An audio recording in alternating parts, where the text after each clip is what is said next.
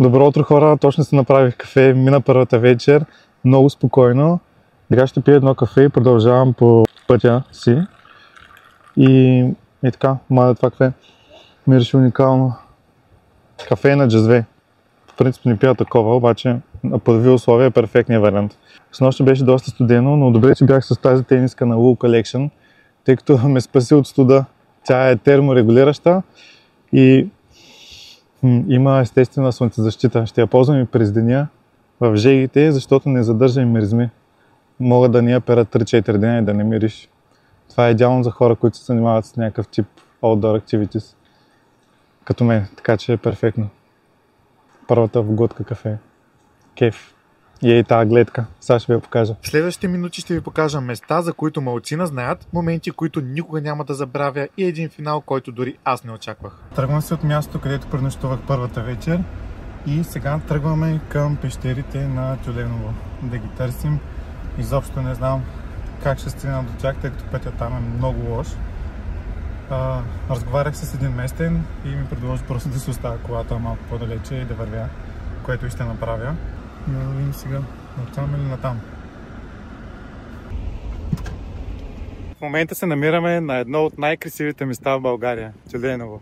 Никога не съм идвал в този край на България и наистина съм потресен. В смисъл, все едно не съм в България. Не съм очаквал толкова красиво място. Вижте само каква гледка. Тук има една пещера с една метална стълба, която ще търсим след малко. Аз всъщност от тук виждам пещерата, сега ще ви я покажа. Вижте.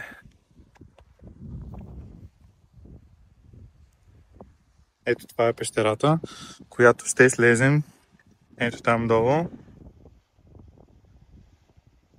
И отгоре някъде трябва да има дупка, през която се минава. И в която дупка трябва да има стълба. Така че ако искате, давайте да ходим да търсим направо стълбата. Мисля, че трябва да минем ето от тук. Ей, там има нещо. Може би това е входа на пещерата. Да. Ето има някаква дръжка. Метална. Уау. Я да пробваме да минем от тук. Аз обаче трябваше да се сложа другите обувки, не с чехлите. Така че отивам да се пробуя и влизаме в дупката. Добре, готов съм с боси обувки и тениската от Wool Collection. Тръгваме, хайде.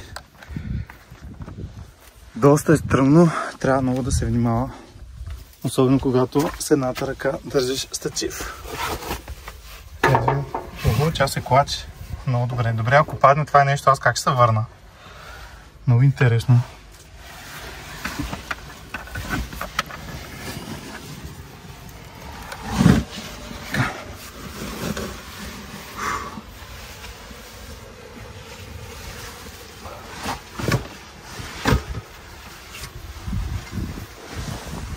Много ми хареса как се клачи. Само вижте гледата.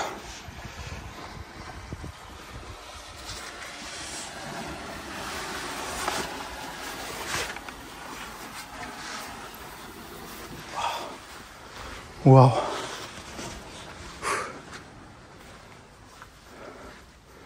Тук има гнезда на корморани. Яко.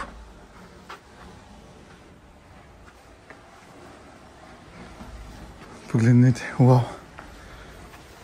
Много е яко. От тук има някаква ниша. Там какво има?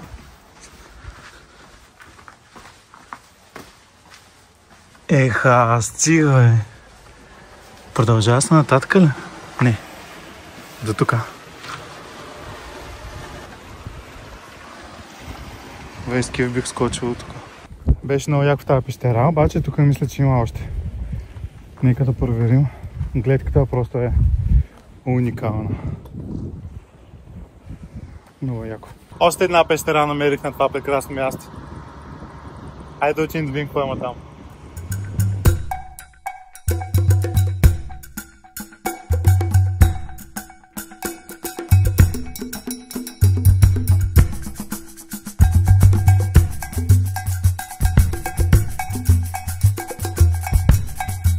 Ето ги кормораните. почиват си и после пак за да се гмуркат за рила.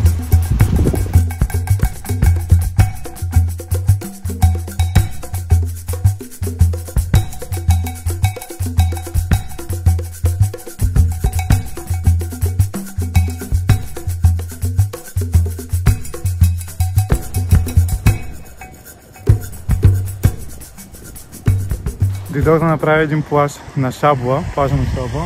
И колко много водорасли има тук, но по-надалече, ако може да видите, е тюркоазен синьо. Отиваме там. А след това ще си търсим място, където да нощувам. Нямам никаква идея къде ще спа тази вечер, но си мисля да е нагоре някъде към Дуранкулак.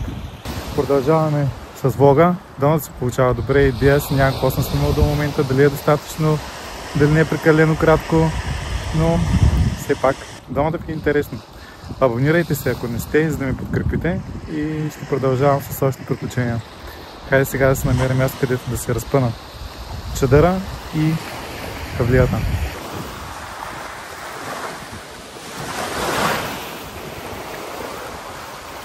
И така, дойдох на Крапец. Тук видях, че има доста каравани и дивокъмпингуващи и се надявам да се намеря място.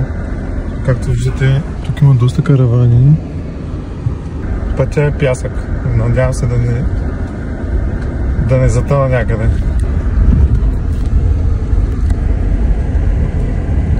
Опитвам се да си намеря място, обаче вижте колко много каравани и палатки има. Просто са супер много. Цялата ивица.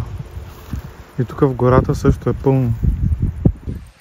След толкова много обикаляне с колата да се намеря място тук на Крапец, най-сетне се намерих.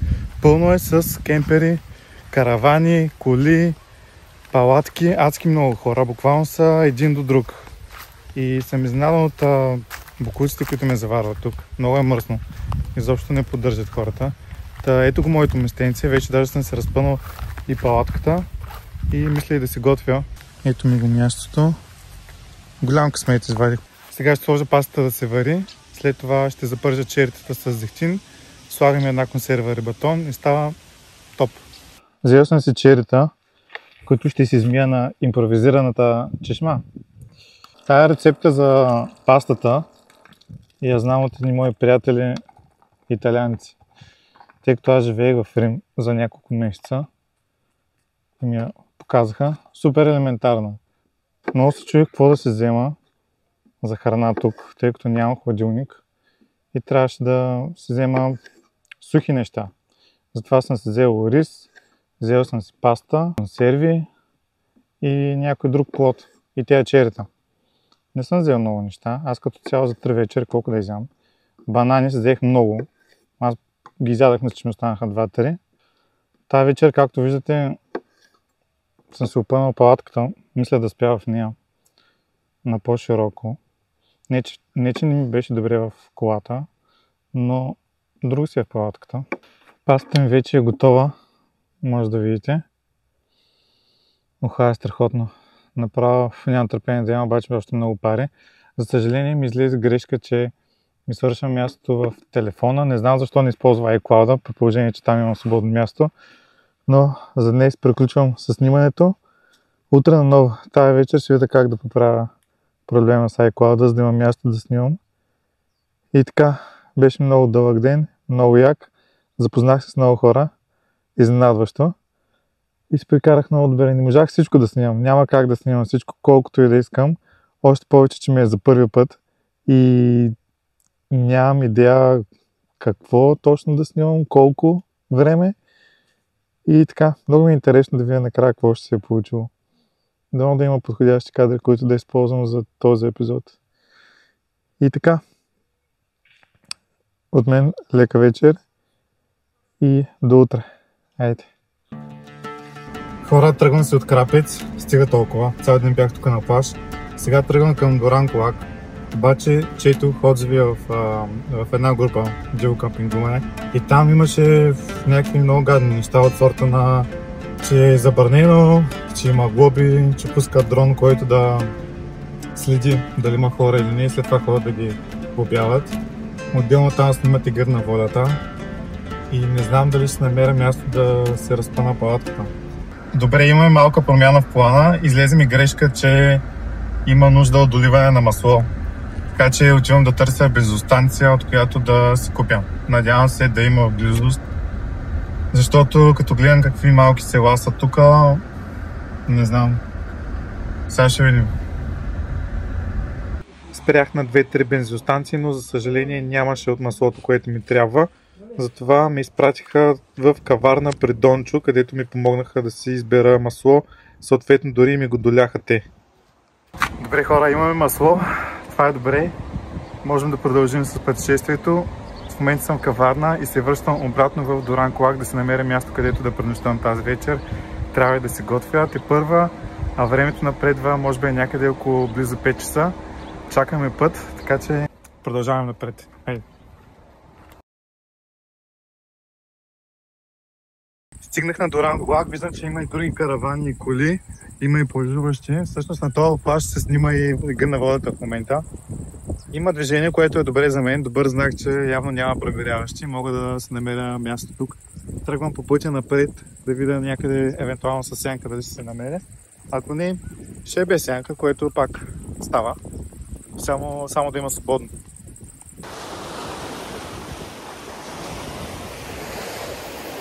Тук оставам на този уникален плаж, много е красив. Мястото, което си намерих не е сенчесто, слънчесто е. Но какво пък, има спряна кола до мен с румънска регистрация, но се надявам да се тръгнат. Сега ще покажа точно къде е мястото. Ето по тази пътечка нагоре.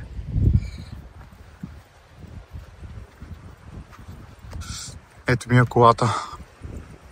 И другата кола, която се надявам да се тръгне.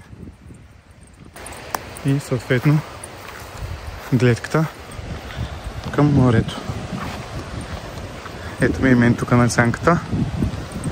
Ето. Погледнете за каква красота става въпрос. Уникална е. Тук на север обаче е доста по-студено, отколкото надолу, въпреки че не е толкова голяма разликата в километрите от Крапец. Духна доста хладен вятър, затова се облякох.